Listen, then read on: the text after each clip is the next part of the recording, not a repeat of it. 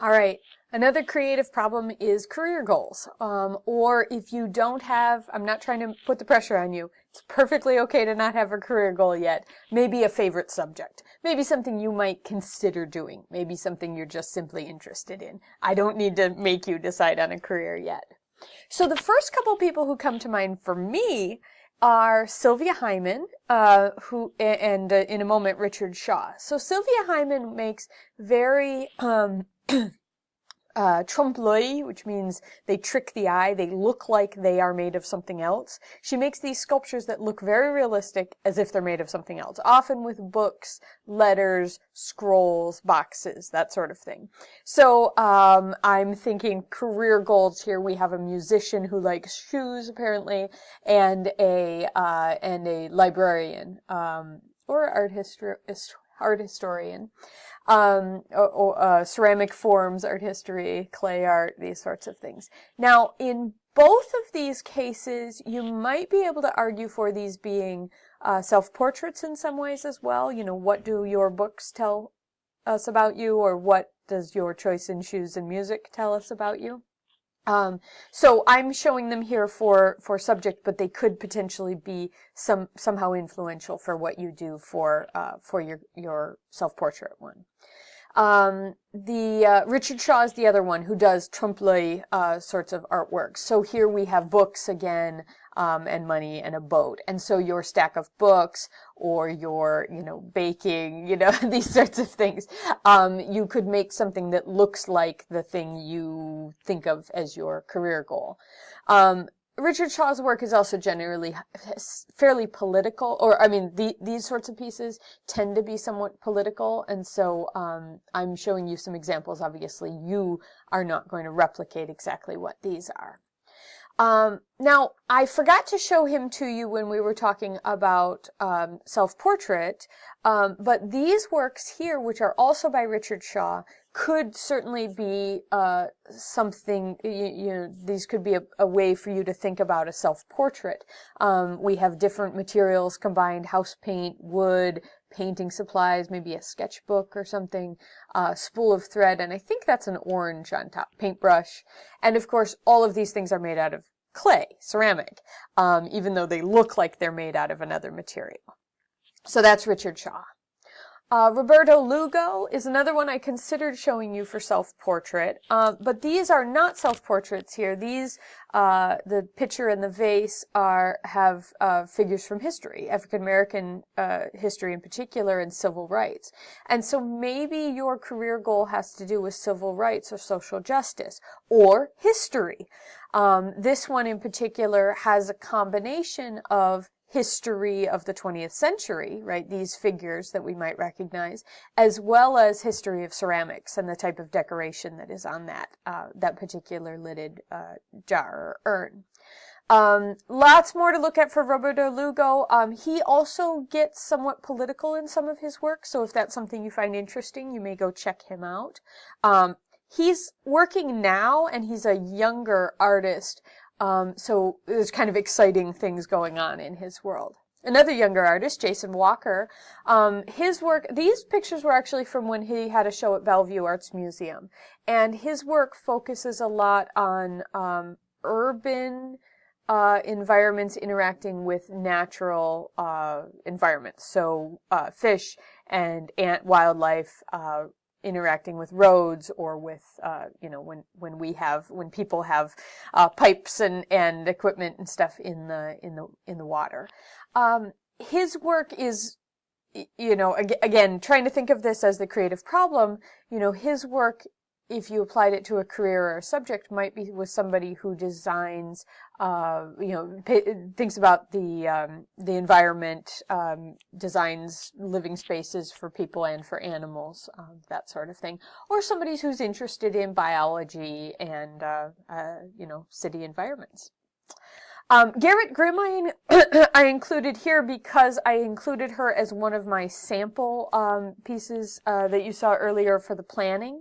So my student Artemisia student, that example, she referred to Gerit Grimm. This is Gerit Grimm, some of her work. And you could see how this might work for a self-portrait as well. But here I included it for career goals. The pieces themselves are made, many of the parts are thrown. So you can see the throwing lines, so thrown on the potter's wheel. Many of the parts are symmetrical, and you can see the lines from how they're thrown. So the body, the legs, and then they're put together later on. And here we have the inspiration for my Artemisia student example.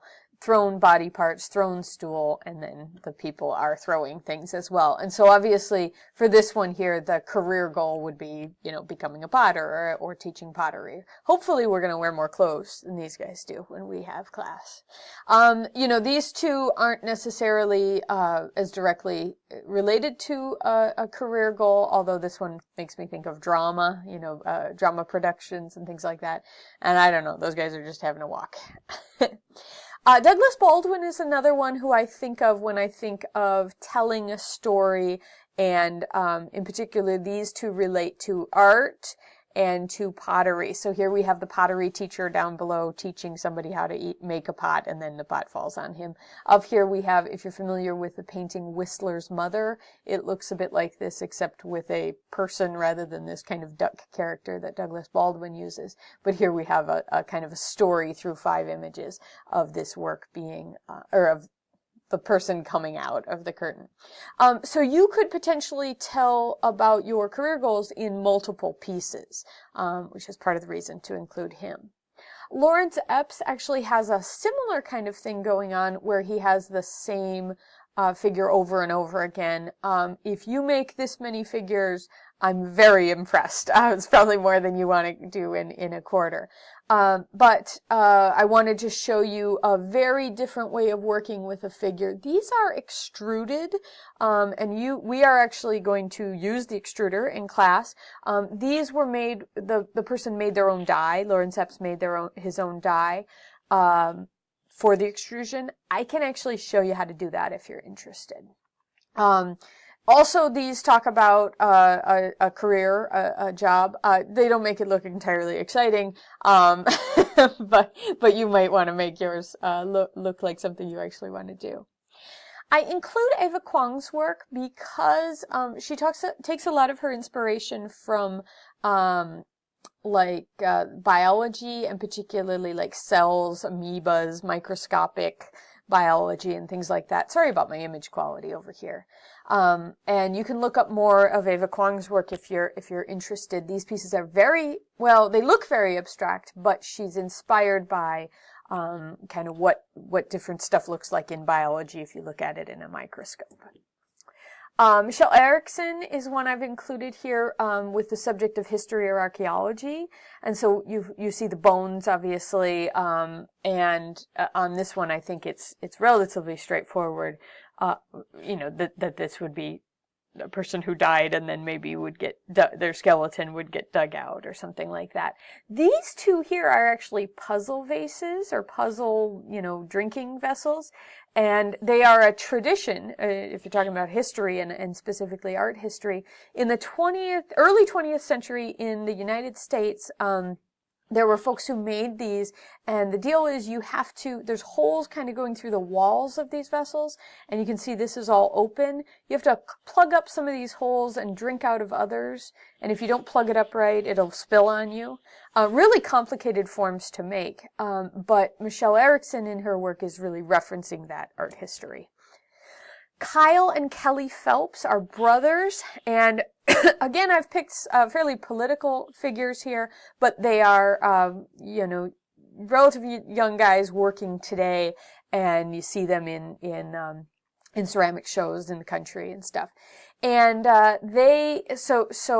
here we have the veteran and a homeless vet. It looks like Kyle and Kelly Phelps are making a political reference here, but you might look to them for 2 reasons. One is simply, this one might be for someone going into a career in the VA or in politics and trying to improve the situation for veterans.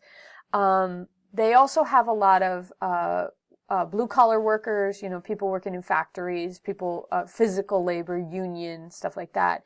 And you might they're very, the figures have a lot of detail, dark kind of colors, a lot of textures that make you really feel like you're there. And so you might not want to make your career look quite as depressing as this one, but you can take some ideas about how they crafted the work here and interpret them into your own career. Shaun, I've got a couple just kind of fun ones here at the end. Shaun Hayes' work often references dinosaurs and historical ceramic work, particularly from China. And so here we have a traditional Chinese flower pattern vase with a traditional Chinese like jug decoration, would have been like on a metal jug, and then the dinosaurs coming out of it. So very whimsical, fun interpretation of maybe a career as a historian. I don't know. I want to include some other artists. Marilyn Levine is also one who does trompe-l'oeil work where it looks like other stuff. These are made of ceramic except for the shoelaces, and of course they are mugs. Maybe if you want to be a shoe designer or a clothing designer or work with fabrics and things like that, maybe you want to look at Marilyn Levine's work. This one, I considered including this for the fantasy one because these are really distorted figures, but I decided to include it for maybe you want to work with children. Ha ha ha. But Andrew Potter's work is often telling a story. Here the story is of the one kid being left out of the party, but then these kids are sort of distorting themselves in making fun of her and excluding her. They're making themselves look bad. The hats are paper. The boxes, I think, are just wood, and then the figures are all ceramic. Andrew Potter has a lot of other work. She's also worked in Seattle. You can look up her work as well. And that's it for the subject and career goals one.